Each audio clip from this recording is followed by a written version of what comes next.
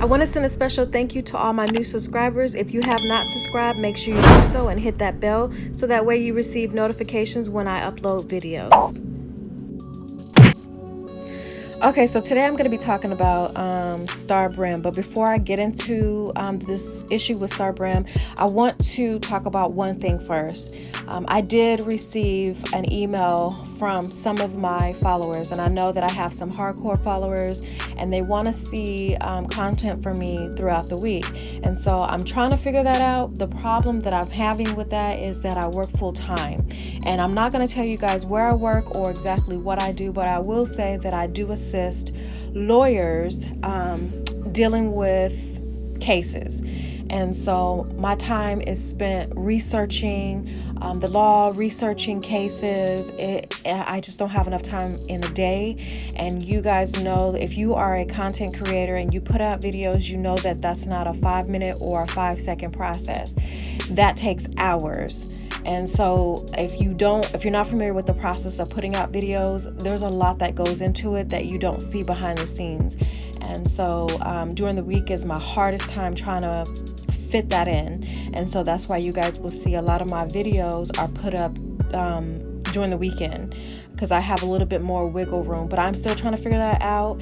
And once I do, I will upload more videos during the week, but until then, it will be on the weekends. So I do have a ton more videos coming out for this weekend, so make sure you guys are looking out for that. All right, now we're going to get to the starbrim. Now, if you're not familiar with starbrim is Cardi B's closest friend. And when I say closest, I mean closest friend. They've been knowing each other for years, and they used to strip years ago. So they were strippers at one of the strip bars out there in New York. So they are very close. And starbrim actually just got released from doing time in prison. She actually was arrested on wire fraud charges, and she served 6 months behind bars. Now, before they arrested her, she was already on bail for 2.5 years, and she was looking at 15 years with this added charge. But they ended up shaving off a lot of that time, and they only gave her 6 months. So she got a really good, sweet deal off of that. But she started a podcast show, and she talked a lot about things that were happening to her while she was in prison. She talked about the Cardi B and the Nicki Minaj and Rah fight that happened at the Harper Bazaar party. So she gets into some things in this podcast, and I want you guys to hear what she has to say. Now, I'm going to include some of that video, but I have to be very careful on how I do it, because YouTube has changed their guidelines, and they're handing out copyright strikes left and right. So you have to really be careful. Even though I have ties to the legal part of it, that's my professional life, and this is my private life, and I don't want to intermix the two. So if YouTube have guidelines, I have to live by them. And so I just need to be careful on how I upload certain content on here. I don't want it to be boring to where you guys are just watching or looking at photos throughout the entire video. That's boring. So, but in the video, she does talk about the fight between, like I said, Cardi and Nicki and Rah, and she gave her opinion on what she thought about that fight. And I'm assuming she has her own personal issue with Rah, because she said if she saw Rah, she was going to take her to town. So now I wanted to include Rah-Lee's response. So if I can get that, I will include it as well. But the interesting part of her podcast was when she talked about how correctional officers treated her in prison, because just based on the simple fact of she was friends with Cardi B. And anytime Cardi B talked about anything that was related to politics or Donald Trump, they gave her a lot of hell for it. And at times she talked about how they blacked out her cell so that way she didn't know when it was nighttime or daytime, to just confuse her. And then she talked about how the COs would stand outside of her cell and yell at her and call her different things. I'm gonna have to probably bleep that out. But yeah, so she talked about how they would spit in her food, how they turned her water off in her cell to where she had to drink out of the toilet, how they took away her like toilet paper and stuff, so she had to rip her clothing just to wipe herself after she used the toilet.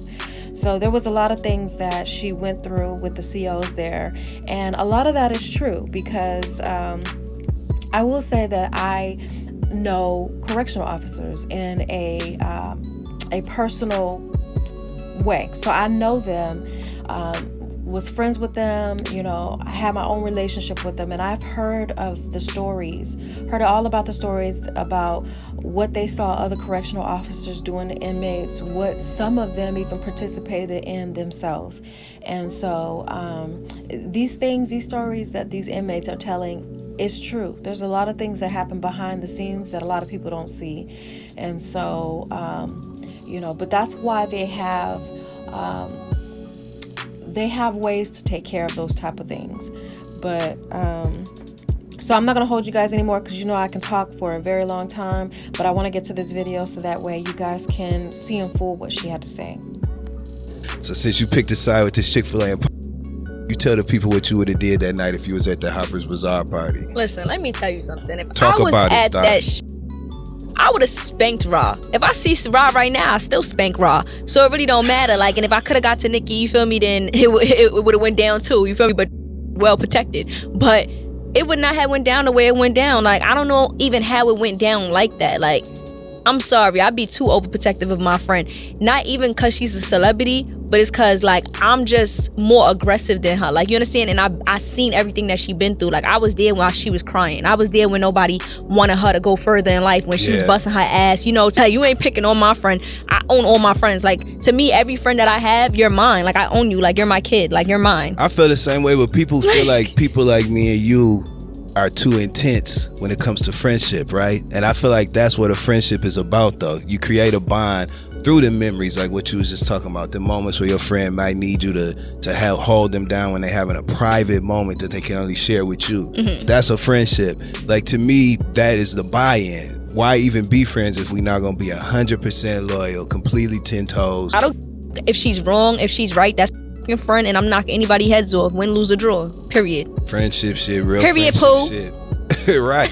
The officers was so racist. Like, they used to get so mad at me because of who my friend is, especially when I was in like the box in Philly. Yeah. When I did my last 5 months in the box, forget about it. It was like the worst experience ever, because every time Cardi went on the internet and was talking about Trump or talking about politics, I would get like the shit into the stick, and it's like, I wouldn't even know. I don't even know what's going on. I don't even have a phone. All of a sudden, y'all spitting in my food. All of a sudden, y'all cutting my water off. All of a sudden, y'all coming to my shit like, oh, you want some food? Tell your bitch-ass friend Cardi to feed you some food. Why the fuck is she talking about our president like that? And it's like, sit the fuck down. You don't even know him. You mad you get paid $13 an hour? Skedaddle. And like, the reason she talking about his ass is because like, you like him, and look at what you doing to me because you don't like what she said about him. Listen, let me tell you something. Listen, FDC Philadelphia, if y'all are listening, please pay your officers more, because the officers would be so mad that they get. Listen, I tell you no lie, they would tell us like, oh, we don't get paid shit. We only get paid $35,000 a year, $40,000 a year, and it's like, that's why you're mad at me, because you're getting $35,000 a year, and then you have to come in here and, you know, watch over us, or basically babysit us. You have to basically babysit us, and this is why you're mad.